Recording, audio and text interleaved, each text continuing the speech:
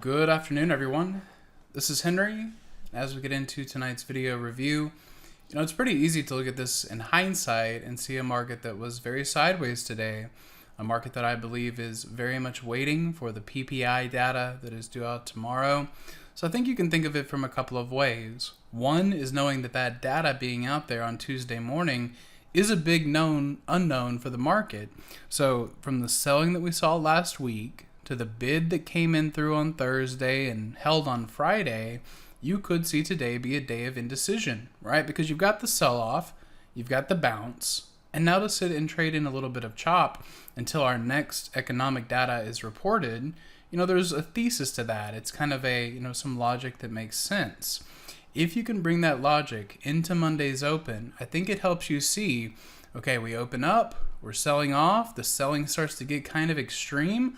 Why would I be looking to this area right here for the potential to buy it? Well, that's because it's the overnight low in the futures. So again, you can see that I have this level marked off to this dotted horizontal. It's an indicator that automatically plots that, but you can look at it manually by just stepping back, including a little bit more data, and just seeing what was the worst price that traded after when the Sunday evening futures open up. What was their lowest price? And you'll find right there with the ONL, that is the overnight low, and that is often a spot that can be tested. And what you want to look for when those overnight lows are being tested is, do you find acceptance or rejection in that zone? Because if you start getting below the overnight low and things continue to deteriorate, well, then that can create a trending type of environment. But in this case, all you've done is get down there, take out stops for anyone that placed stops at the overnight low, and then you see a very sharp rebound. So not only do you rebound from the overnight low, but look at that exact same concept taken in reverse, where after finding the bid from the overnight low, then you get up into the overnight high. Now, granted here, it wasn't quite as to the tick, right? The push down into the overnight low was relatively precise.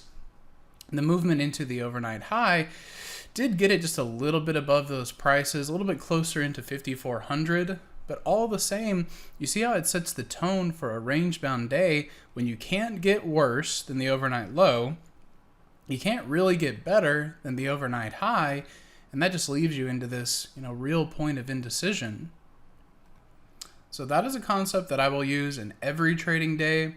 Now, granted that data is due out tomorrow, I don't know if that will have the same type of reflection on Tuesday, but I want you to think about that anytime you're assessing the market for a trend day or a chop day.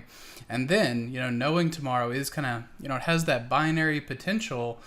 I am still looking at it basically against two key levels. The key level of support is 53.15. You can see I've got it labeled here kind of on the left-hand side as our risk-on spot. So as we closed above that on Friday, I felt like that brought a risk-on kind of environment with a target appearing to 53.93. Might as well go ahead and call it 5,400, right? So I think there are still pieces of that we can carry into tomorrow. Now, if the data brings a big gap up, I think you could probably play it into the level depending on how much headroom we have, right? It depends on where we open. If we open at 5,400, there won't be as much of a trade. But if you open up at, let's say, 53.72, well then yeah, there should be a trade up into that level. The other side of this is that if we open down, I'm still wanting to treat 53.15 as that key level for risk on. So I wouldn't expect that you open down 2 or 3 points. That would seem way too modest, right?